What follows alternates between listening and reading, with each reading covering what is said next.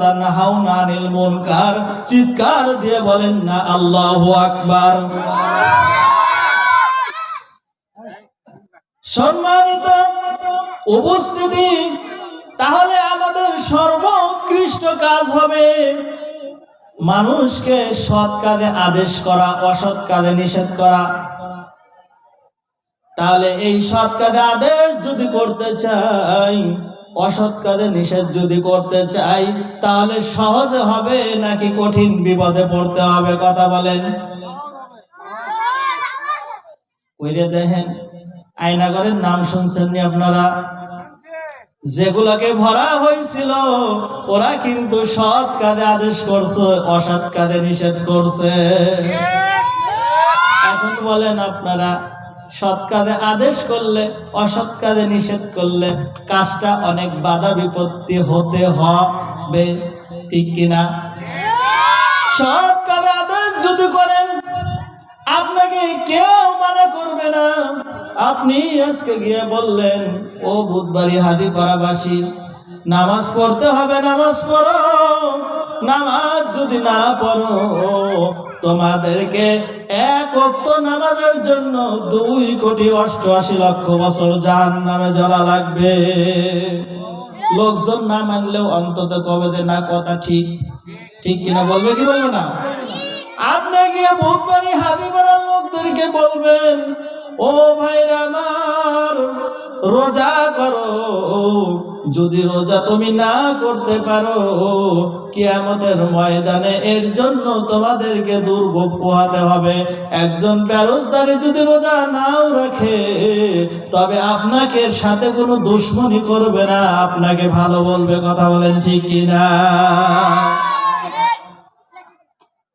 এরপরে আপনি বলবেন, কোরআন কালিম তেলাওয়াত করো, জিকির আজকার করো, আল্লাহর সাথে সম্পর্ক রাখো।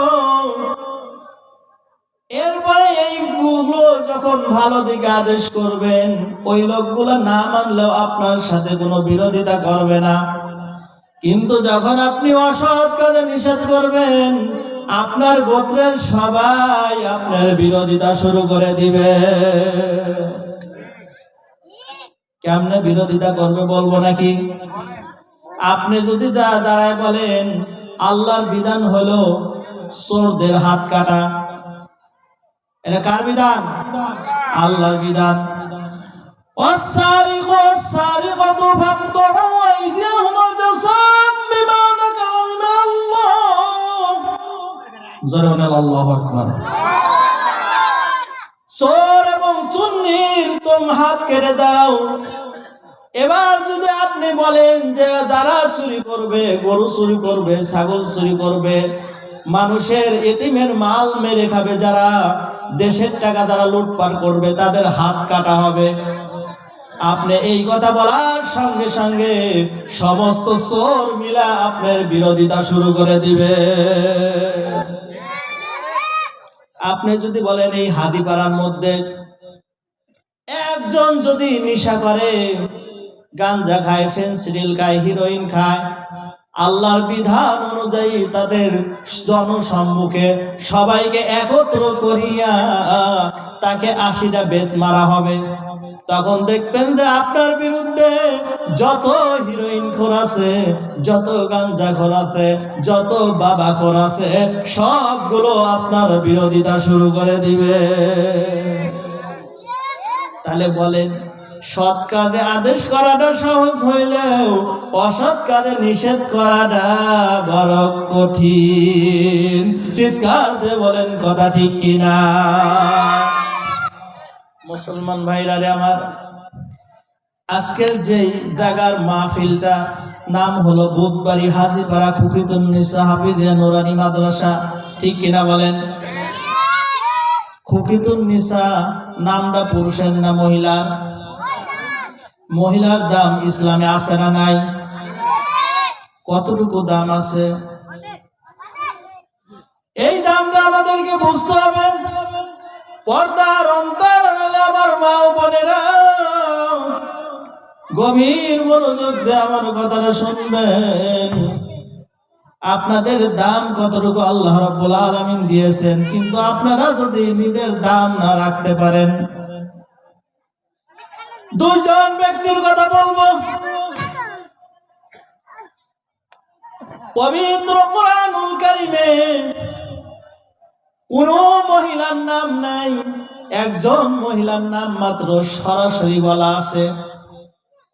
পবিত্র কোরআনুল কারীমে কোন মহিলার নাম নাই, কিন্তু একজন মহিলার নাম সরাসরি বলা হয়েছে। তাহলে ওই মহিলাটার দাম বেশি না কম?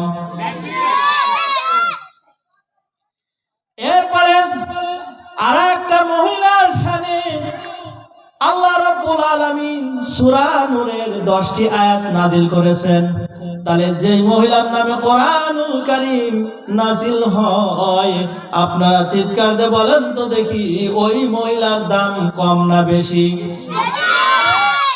তাহলে এই দুই মহিলাটা যেহেতু দাম বেশি, একজন হলেন আবেদা সালেহা, তার দামটা তিনি দুনিয়ার মধ্যেই জান্নাতি ফল খেয়েছেন। সুবহানাল্লাহ বলেন।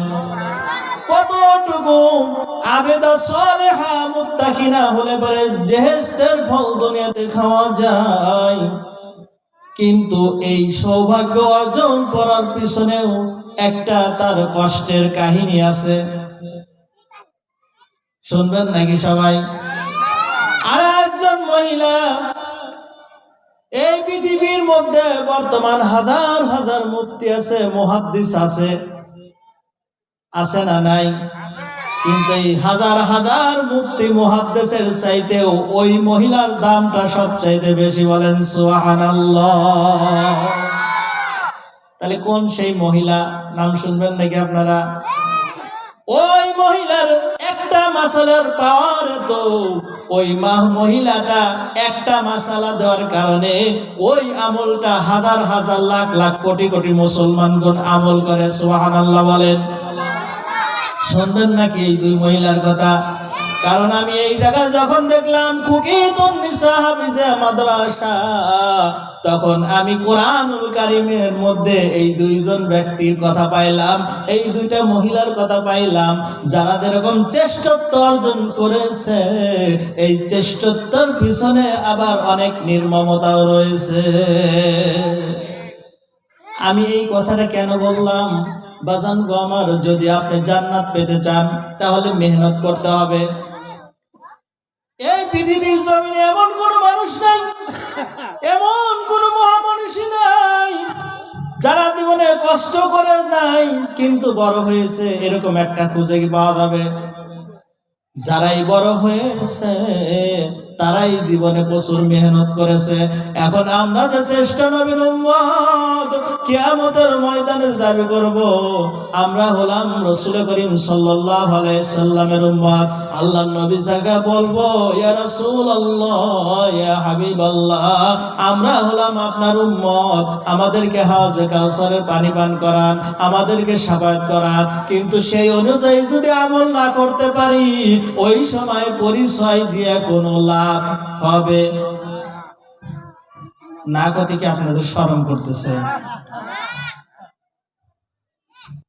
রাসূল সাল্লাল্লাহু আলাইহি সাল্লাম শুধু ইবাদতের কথা বলছে নাকি সব কথাই বলছে?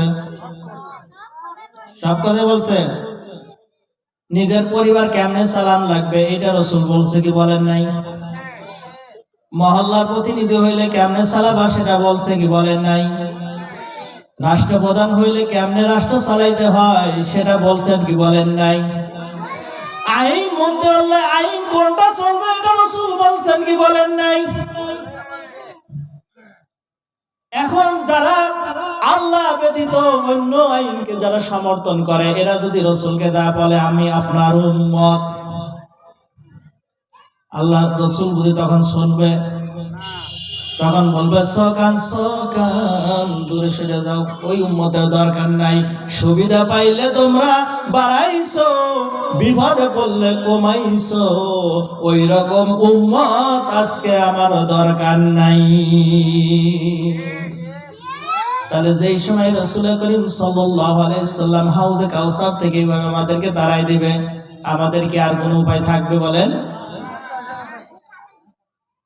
আমাদের কি কোনো উপায় থাকবে? সম্মানিত উপস্থিতি, এই দুইজন মহিলার কথা আপনাদের সামনে আলোচনা করব। তবে শুনে রাখুন, এই যে কোরআনুল কারীম আমরা পেয়েছি, এই কোরআনুল